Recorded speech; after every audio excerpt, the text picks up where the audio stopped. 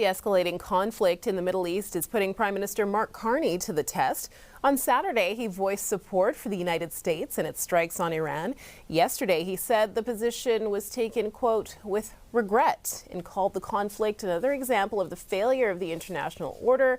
He also called for the de-escalation of hostilities. But now Carney says he's not ruling out Canadian military involvement in the Middle East if circumstances warrant.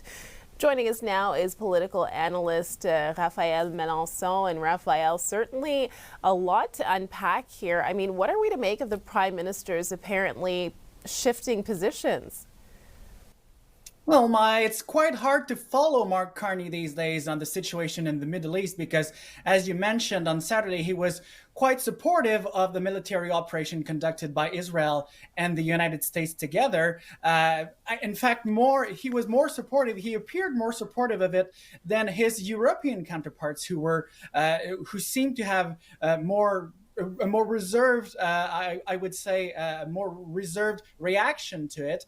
And now, yesterday, he comes up with the regrets, saying he supported it with regret. But what regret, Maya?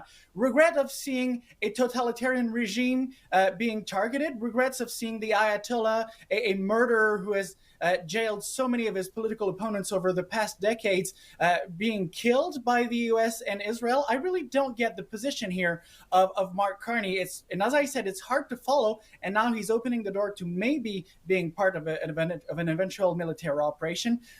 It's really hard to follow at the moment. Whereas Mark Carney, since he became a prime minister of the country, was used to being quite clear on his position on the international stage. And right now, it seems like he's walking on eggshells, basically, maybe not to hurt too much his relationship with the Trump administration. As we know, we also have our own feuds with the Trump administration at the moment regarding tariffs. And so he's trying to find a fine line here, walking a very fine line to, at the same time, satisfy his base, satisfy, on the other side, his allies or people he would like to please at the moment, to make sure that the negotiations, especially as we're reviewing CUSMA, the agreement between the U.S., Mexico, and Canada. This is coming up in June, of course, as we know. So he doesn't want to hurt the relationship more than it is at the moment.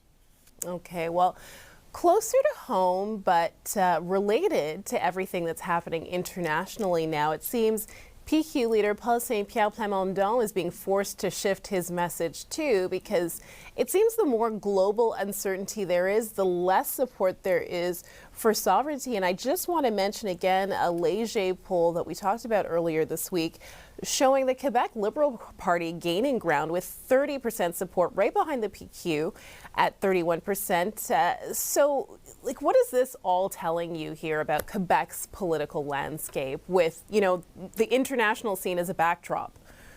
Mm-hmm.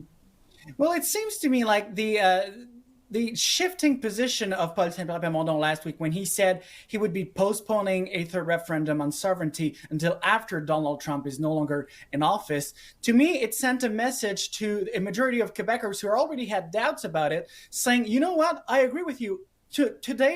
This year is not the right time to talk about a referendum. And it seems like Quebecers got the message. And this is, you mentioned the Léger poll, but this is the second poll in 2 weeks in a row. Just last week, we also had a Palace data poll that showed that the Liberals were only 3 points behind the PQ. Now they're only 1 point behind the PQ. So in politics, you're always looking for a trend, Maya. And here the trend is clear.